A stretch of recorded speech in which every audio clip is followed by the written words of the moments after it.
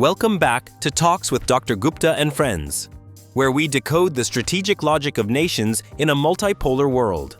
Today's question is simple, but its implications are massive. How will Washington respond to the India-Russia summit? And how will that shape New Delhi's next moves? Because here's the truth. For India, the US isn't just another partner. It is trade, technology, security, capital, and the Indo-Pacific strategy, all rolled into one. So Washington's reaction matters. It shapes India's room for maneuver. Let's break it down in 6 angles. First, understand the psychology.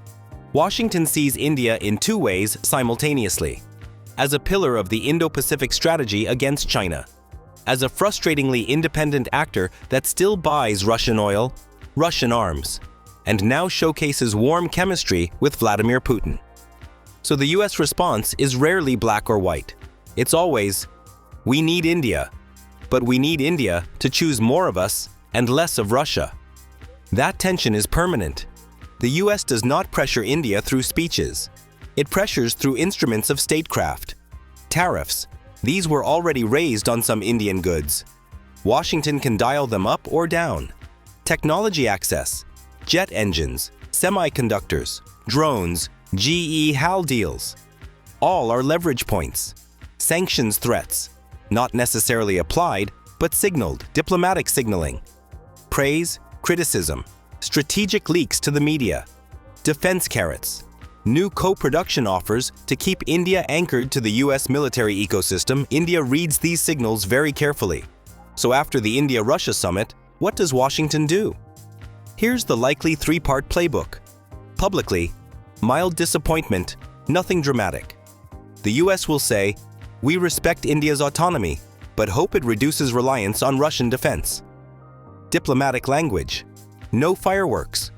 Privately, quiet pressure. Behind closed doors, the message will be sharper.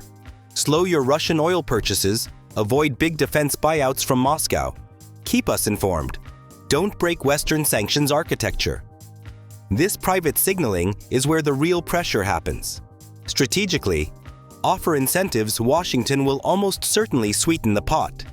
Jet engine co-production fast-tracked, more tech transfer, maybe even a symbolic Indo-Pacific announcement. Carrot plus pressure equals the standard US-India playbook. New Delhi will respond with its own balancing strategy. India will try to keep US markets and tech flowing, because that's essential for growth. Keep Russian energy and defense options alive, because those still matter for price stability and deterrence. Avoid giving either side the impression of alignment. This is the core of India's approach. Strategic autonomy is not a slogan. It's an operating system. Here are the concrete moves India is likely to take. Keep buying Russian oil, but at lower volumes, just enough to keep discounts flowing, but not enough to trigger US scrutiny. Avoid announcing major new Russian defense purchases. Quiet continuation?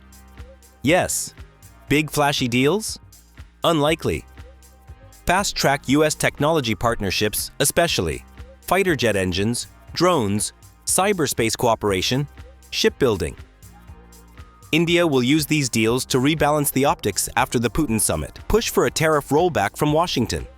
This is where India will negotiate hard, signaling that strategic cooperation deserves economic goodwill. Frame everything under the China challenge. India will remind the US, a stronger India is in your interest because China is the real problem. This framing is extremely persuasive in Washington.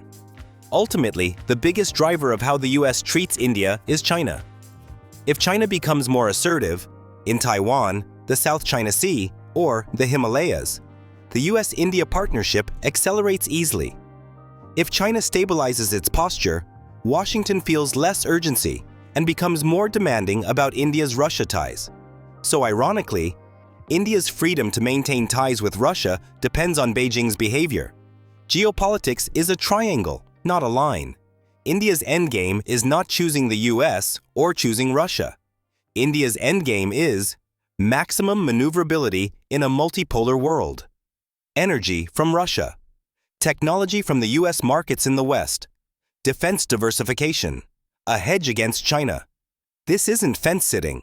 It's a survival strategy in a world with no permanent friends, only permanent interests. Thanks for watching. If you found this episode helpful, please hit subscribe and the bell icon. Happy New Thinking!